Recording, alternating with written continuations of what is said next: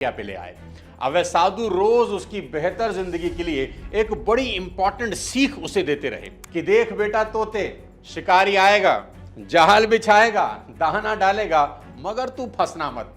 धीरे धीरे रटंत विद्या में माहिर तोते को यह वाक्य कंठस्थ हो गया, याद कर लिया तोते ने। और वो तोता सारा दिन इसी लाइन को गुनगुनाता रहता कि शिकारी आएगा, जाल बिछाएगा, दाना डालेगा, तू फंसना मत। और एक दिन जब आकाश में काले काले बादल मंडरा रहे थे, बड़े जोरों की हवा चल रही थी, किसी शिष्य की नेग्लिजेंस की वजह से पिंजरे का दरवाजा खुला रह गया और तोता उड़ गया।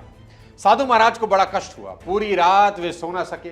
फिर उन्हें यह सोचकर सेटिस्फेक्शन हुई कि मैंने उसे एक गूढ़ विद्या सिखा दी है, उसे याद करके फिर वह कभी अपनी जिंदगी दांव पर लगाकर कष्ट नहीं उठाएगा। दूसरे दिन सुबह जब वो साधु नदी में स्नान करने जा रहे थे, उस वक्त रास्ते में उन्हें अपने पालतू तोते की आवाज सुनाई दी। वह उन्हीं का सिखाया पाठ दोहरा रहा था कि शिकारी आएगा, जाल बिछाएगा, दाना डालेगा, तू फंसना मत। अब साधु खुश होकर उधर ही मुड़ गए जिधर से आवाज आ रही थी। पास जाकर देखा तो उनका मन असीम वेदना से भर गया। उनको बड़ा दुख हुआ।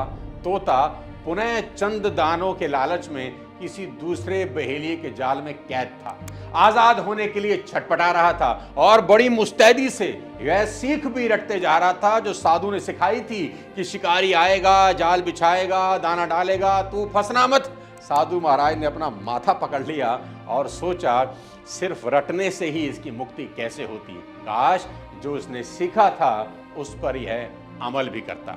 दोस्तों याद रखें, ज्ञान शक्ति नहीं है, यह केवल क्षमता है। उस ज्ञान को लागू करना ही शक्ति है।